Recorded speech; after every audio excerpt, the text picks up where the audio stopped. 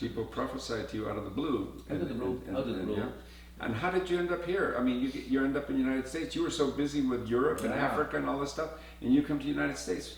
What? I never felt like I should go here. I never felt like that. And so I thought, you have Rick and Laurie Taylor, you have Bill Johnson, Chris Valentin, all those guys, the famous prophets, Paul Kane, who's still alive, all the famous guys are all here, so why should I go here? Right. And so what do I have to offer? And so I thought, no, that's not necessary. And so I never thought about it, it never came to my mind, and honestly, God did not talk to me about it yet. And so then I'm in Estonia and I meet Kulvi and Voldemar. I prophesy over them, we have a little talk. I had no idea who they were. Mm-hmm. And so suddenly Kulvi says, I want to invite you to Silicon Valley and we are going to pay the trip, etc. Yeah. And I'm like, huh? And I told her, I said, listen, God didn't speak to me yet, so I'm not giving you a yes. Yes, I'm not saying yes. God didn't speak to me yet. I will have to ask him. And so I asked him, and he says, you can go. And so that's how we, found a date, a proper date. And so that's how I came here. For me, it was a big surprise. And of course, being here, at first I was confused, like, what am I doing here? In the meantime, I got quite a good picture of what I'm doing here, because I had at least 3 people here that prophesied to me, you're sowing seeds. Yeah. I said that to you once. You said that, and then I got so that you're one of the 3 people that prophesied that to me. Yeah. Because I felt like, mostly when I go somewhere, I have a very different plan, like I want to establish a healing group. Right. So I want to train a group of people, start a healing group, that's my plan. And when I came here, I had no idea. And so then you get from 3 different people, like, you're sowing seeds. So I still don't know what kind of harvest will be there. Well, here's something I'd just like to comment real quick.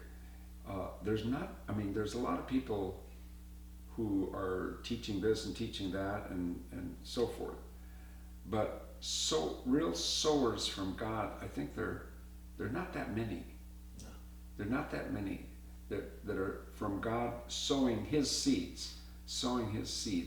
And I think you're one of those that are sowing his seeds out there.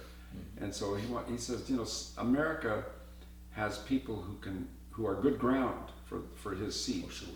And so your experience here in the last 3 weeks I think have shown you that there are people who are hungry. Oh yes, surely there are hungry people. And I think the seeds are going to bear fruit, and probably you'll come back. Yeah, I know that I'll come back. God spoke to me that I'll come back, so we have to organize that. There are a few more things that, when you're European, you really live in a different world. Yeah. And for me, America is a bit confusing. You have certain pictures, they come from New England, and it's about these gigantic mansions and people that are big cars, immense rich, and you think that is America. You see the Hollywood movies, and mostly they play among very wealthy people, and then you think, okay, that's America. Then you come here and you see people living in wooden shacks that I think, that's America. So that America is for me all kind of contrasts. Also the way the whole of America is dependent on money. It's a bit strange for me. Elections are depending on money. Politics are depending on money. Every person has to organize their own pension, and so people are on the stock market selling and buying shares, all in stress about money. Cost of living are extremely high. In my opinion, they're extremely high. So people are on a lot of financial stress. You already said that people are a lot under stress, and so the importance of money in this culture is much higher than in Europe. And on the other hand, I found that people in America are very generous. They are very giving. That's amazing. People that do not have much do give a lot, and that is surely different from my country. I think in my country it's quite different in that people are less generous, but they're also less concerned about money. And the culture is less dependent on money. But yeah, I haven't figured it out yet. What is really the difference in culture? We a part of the adventure that I had with God was the financial adventure, and that is a crazy thing. And the famous founder of healing rooms, John G. Lake, had that same financial. He had that same thing. He had that same financial adventure. But And what was that? to give away everything. To give away everything and go to the mission field. Give away everything and go to the mission field. Without any penny. With nothing. With nothing. So how did you do that? Well, I didn't plan that. You know, my wife died, and so her income, of course, stopped. And so income from preaching appointments would not be enough to survive. But at the same time, you know, my father died some years earlier and left me a very big sum of money. At least for European standards, it was enough to buy a house. So dependent on where you live, if it would be Silicon Valley, it would be $1 million, and if it was somewhere else, it was less. So it was not $1 million, but it was a lot of money. And I made a calculation, like if I steward it well, every month I can take an amount from that fund, and then every 20 years buy a brand new car. So that will help me for 20 years. And then I'm 75, and I'll have a brand new car, and I'm 75. And then we'll see how it goes. Yeah. So for the next 20 years, everything is guaranteed. Everything is in order. And you know, I've always been stewarding money wisely, never made any debt. So, you know, so I had a very healthy lifestyle financially. And so what happened? 3 months after my wife died, the Lord started talking to me, and He said, "You are trusting the money." And I said, "Yeah, well, Lord, of course. All of us trust the money. I mean, I will have a very small state pension later, but as I never worked for a company and I'm not in a pension fund, yeah, of course, I need this reserve. It's normal. Anyone would do that." Right. And at first I didn't know what He really meant. Mm-hmm. But He started repeating, "You're trusting the money." Mm-hmm. So He says you're trusting the money. yeah. And at some point I started feeling what He was up to, and it made me angry. And so I really developed that spontaneous relationship with God, with listening. And so I'm also like a child, but I'm also sometimes a bit like a rebellious child. But as long as I speak in His eyes and I speak to Him and not with my back to Him, He doesn't mind what I say. So I was a bit angry, and I said, It's about relationship. yeah. I said, "Lord, listen, this amount, I gave you 10%. That was the first thing I did when the money came. And I gave you double. I gave you already 20%. So this 80%, what I still have, is really mine." And He stayed calm, and He said, "Just, you trusting the money." And I started feeling He was giving me the same challenge as the rich young man out of the gospel, Mm-hmm. or John G. Lake, and some others. Mm-hmm. And I didn't like it at all. So I tried to defend myself. Mm. And I said, "Lord, in the Old Testament is written that every Israelite had an inheritance, and they could keep it. Mm. They couldn't even sell it. They could only rent it out for a number of years. Mm-hmm. And in the year of Jubilee, it came back to them. So it would always stay in their family." And my father did not leave me fields or farmhouses, but cash is actually the same, so I can keep it. And He just said, "You're trusting the money." And then I thought I was very clever.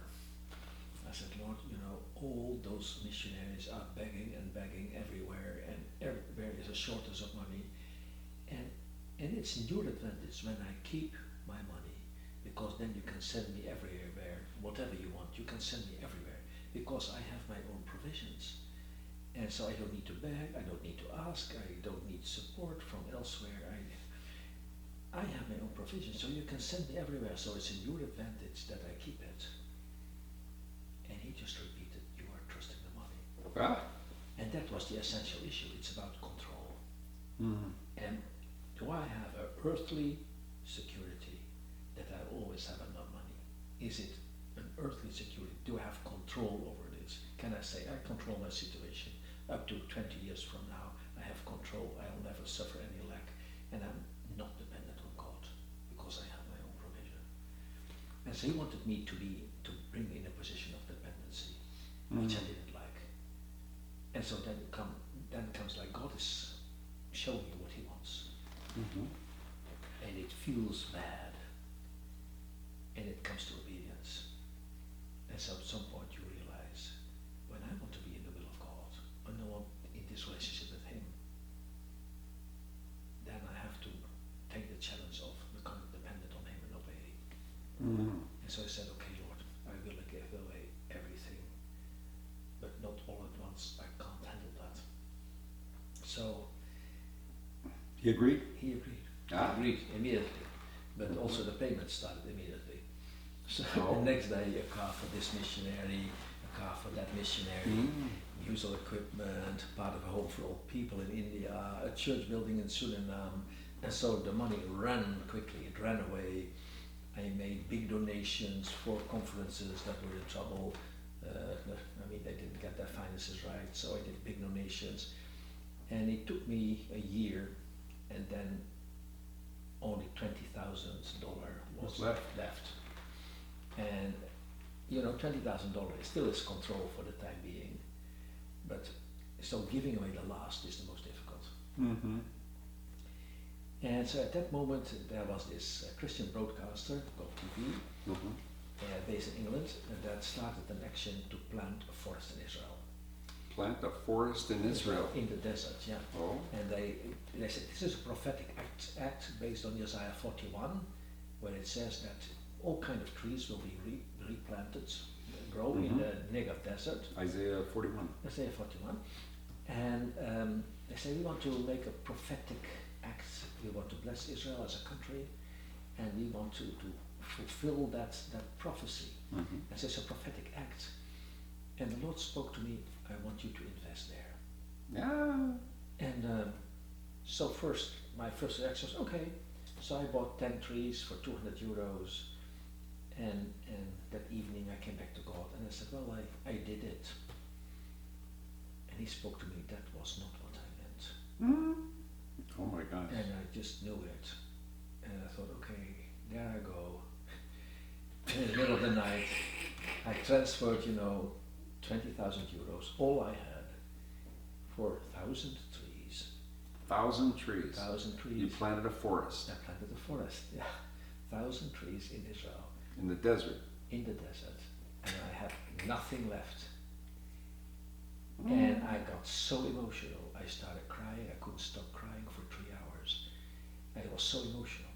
But after I did that, there was no pain. I mean, you could say, well, now the money is gone. There was no pain. It was more like a deliverance. Like, okay. You were free from dependence on money.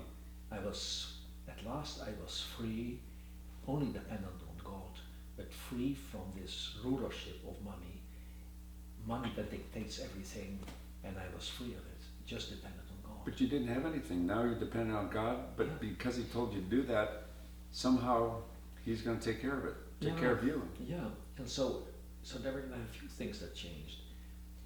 First of all, this was such a strange donation, because normally you would say, okay, you could have donated it for a school in Africa, you could have donated it for children.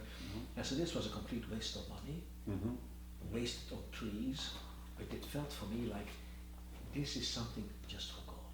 It's just for God. It's incense. It's the same as the oil that Mary poured over the feet of Jesus.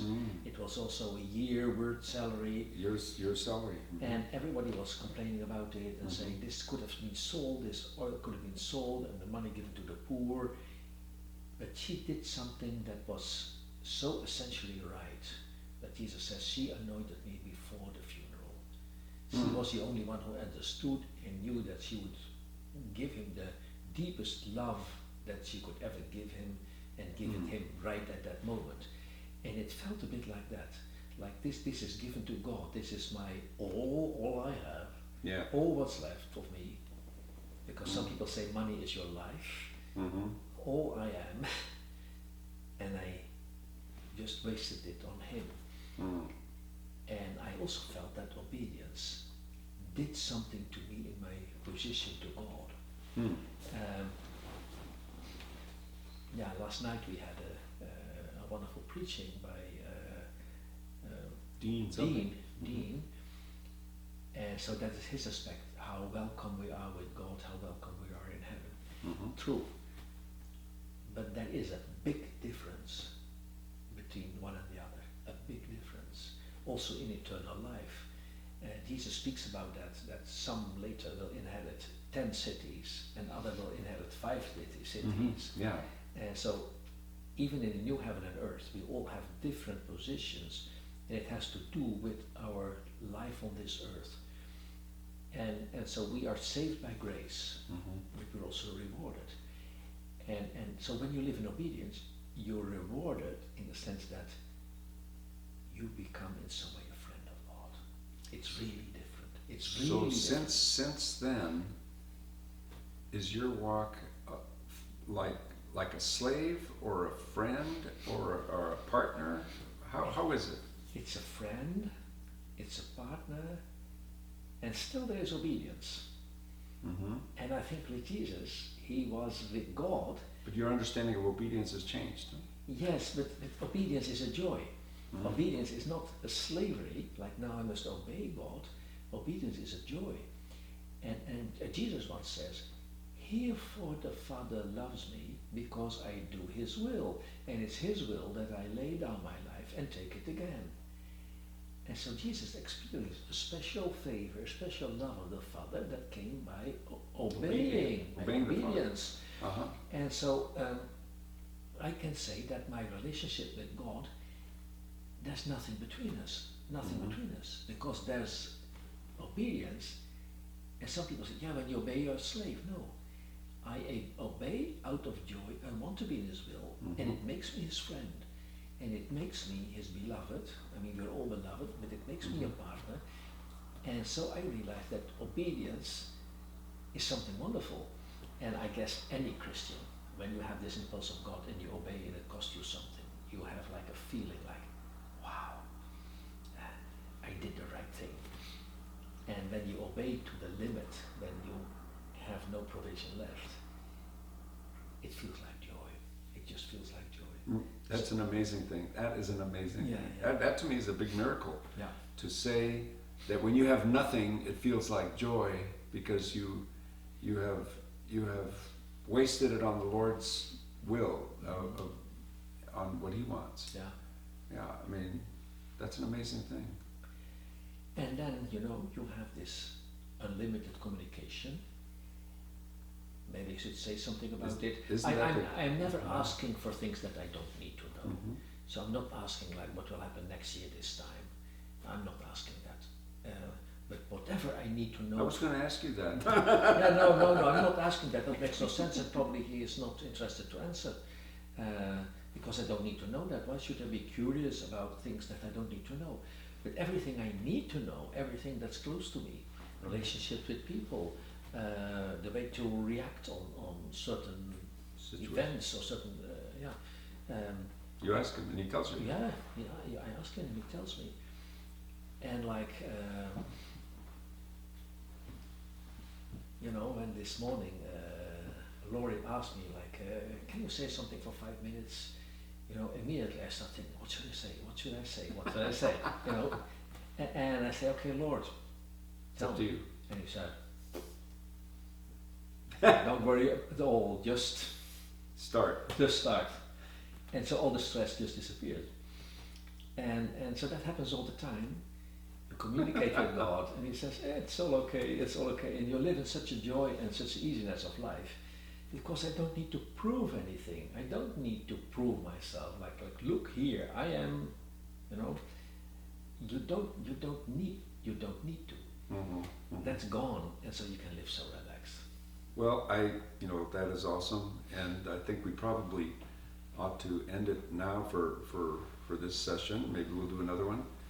But thank you for sharing all of that. That it's just a lot of revelation in just a walk, what a walk with God is. So Anyway, Okay. thank you for watching, Thank you. and we'll get back to you again. Thank you. Thank you. Amen.